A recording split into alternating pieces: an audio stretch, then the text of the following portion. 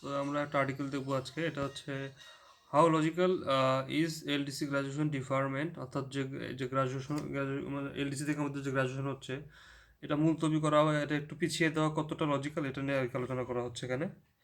তো এখানে বলা হলো যে বাংলাদেশ তো শীঘ্রই করবে আর কি, এটা কোনো আর ইফের কথা না, এটা জাস্ট একটা টাইমের একটা ব্যাপার, হুয়েনের ব্যাপার। তো সবগুলোর পলিসি আমরা আর কি সবগুলোর ক্রাইটেরিয়া আমরা মিট করছি। তো সেখানে হচ্ছে এখন এটা আমরা ট্রানজিশনটা আমাদের হবে কিনা এটা নিয়ে কথা হচ্ছে। তারপর এখন এটা নিয়ে বলছে যে অ্যাটলিস্ট 3 বছর যদি এটাকে পেছানো হয়, 6 বছর হলে তো খুব ভালো হয়, যেটা বিজনেসম্যানরা বলছে।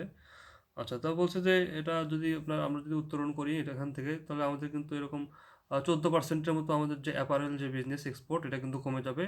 বছরে এরকম 8 বিলিয়নের মতো অ্যানুয়ালি আমাদের লস হবে আর কি, যদি আমরা এটা করি অ্যাপারেল, যেটা APPAREL বস্ত্র যেটা। আচ্ছা, তারপর হচ্ছে এখানে আবার ওই যে ইউএস এর ট্রেড আবার এগ্রিমেন্ট আছে, বিভিন্ন চুক্তি আছে। তো সেগুলোতে আমরা যদি আবার কপ আপ না করতে না পারি তাহলে আমাদের বিরাট একটা লস হয়ে যাবে। এই জন্য আর কি বলা হচ্ছে যে একটা এটা যদি পিছানো যায় খুব ভালো হবে। এদিকে আবার ট্রিপসের যে ওয়েভার আর কি, আচ্ছা ওয়েভার বলতে বোঝায় যে আপনার হচ্ছে আহ, কোনো কিছু থেকে তার অধিকারটা তুলে নেওয়া, অর্থাৎ উইথড্র করা। যেমন হচ্ছে ওয়েভার হচ্ছে আপনার যারা বাংলাদেশের মধ্যে যে এরা আর কি, যারা আর কি একটু অত উন্নত না, এরা বিভিন্ন পেটেন্টকে ইউজ করে ওটার জন্য কোনো ফি দেয় না বা পে করে না, যেহেতু আর কি দরিদ্রদের, সেই জন্য এটা এটা আর কি বাংলাদেশের উপর ইয়ে করা হয়েছে আর কি। যেমন ওষুধ যেমন আছে, ওষুধ কোম্পানিগুলো এগুলো কিন্তু খুব স্বল্প খরচে কিন্তু আপনার হচ্ছে ওষুধগুলো বাংলাদেশেই তৈরি করতে পারতেছে। তো যখন এই টিপস সুবিধাটা যখন চলে যাবে তখন কি হবে, তখন হচ্ছে হয় ওটা আমাকে উৎপাদন করার জন্য যার পেটেন্ট আছে এই নামে তাকে আমাকে অর্থ দিতে হবে, না হলে আমাকে আমদানি করতে হবে। তো দুই ক্ষেত্রে কিন্তু প্রায় 8-9 গুণ ধরেন একটা ওষুধের দাম বেড়ে যাবে, তো খুবই এটা এক্সপেন্সিভ হয়ে যাবে। এই জন্য আর কি আমাদের এর আগেই কোনো বিকল্প ব্যবস্থা আমাদের ভাবতে হবে। তো এই ট্রিপসে যখন চলে যাবে 2034 সাল পরে, তখন কিন্তু আমাদের বেশ অসুবিধা হয়ে যাবে। এখানেও এটা তুলে ধরছে আর কি। তারপর এখানে একটা আছে, বটল নেক্স একটা শব্দ এখানে আছে দেখেন। বটল নেক বলতে বোঝায় যে একটা জিনিসের একটা প্রসেসে যে বাধাটা আসে আর কি। অর্থাৎ আপনার একটা বটলের যে নেকটা থাকে এটা কিন্তু সরু থাকে, এবং এই সরুর জন্য কিন্তু অনেক কিছু বের হতে পারে না।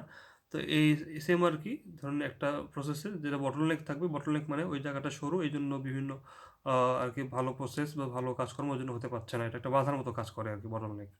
আচ্ছা, তারপর এখানে আরও কিছু টার্ম আছে, যেমন হচ্ছে একটা, কোথায় গেল, ওরা হচ্ছে যে, তো সবাই বলতেছে এটা পিছানো ভালো হয় আর কি। তারপর এখানে ওই যে যে আপনার ছিল আর কি, নেপাল লাওস এরাও আর কি আমাদের সাথে উত্তরণ করবে। ওদিকে মায়ানমার অথবা তিমুর লিস্তে, তো সলমান এরা কিন্তু হচ্ছে তাদের উত্তরণটাকে একটু পিছাইছিল। তো আমাদেরও যদি এদিকে জুলাই আপরাইজিং হলো, সরকার পরিবর্তন হলো, এত কিছু হলো, এই জন্য বলছে যে আমাদেরও আর কি পিছালে ভালো হয় আর কি। আচ্ছা, এখানে একটা ওয়ার্ড ছিল, সেটা হচ্ছে লিওয়ে, LEEWAY, সেই ওয়ার্ডটা দেখতেছিলাম আপাতত। আচ্ছা, লিওয়ে বলতে বোঝায় এই যে এখানে then companies the leeway to produce active. আচ্ছা, লিওয়ে বলতে বোঝাচ্ছে পর্যাপ্ত আর কি, মানে একটা জিনিস আপনি একটু ফ্লেক্সিবল হওয়ার সময় পেলেন, একটা একটু মূল প্রসেস থেকে একটু বিচ্যুত হওয়ার আপনি যে সুযোগটা পাচ্ছেন, সেটা হচ্ছে লিওয়ে। এটা এখানে লিওয়ে দ্বারা কি বোঝালো যে আমরা আমরা একটু আমরা যে হচ্ছে ফার্মাসিউটিক্যাল প্রোডাক্ট আমরা উৎপাদন করছি, কম খরচে উৎপাদন করছি।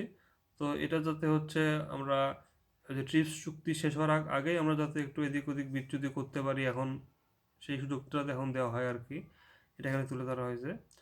তো লিওয়ে বলতে বোঝায় একটু এদিক সেদিক করার যে সুযোগটা, সেটা হচ্ছে লিওয়ে বোঝাচ্ছে। তো আর কি আমাদের যদি এরকম পেছায় আর কি আপাতত দৃষ্টিতে মনে হচ্ছে ভালো হবে। তো দেখা যাক কি হয়। ধন্যবাদ।